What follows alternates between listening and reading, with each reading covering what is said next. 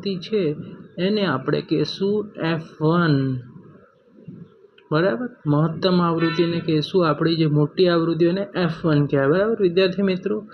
हवे आपणे जोशुं एना आगळना वर्गनी आवृत्ति एने आपणे कहीशुं F0 जे आपणी 52 छे अने आपणे शुं जोशे सूत्र मुजब F2 जोशे तो बहुलकना पाछळना वर्गनी आवृत्ति केटली छे 38 छे विद्यार्थी मित्रों।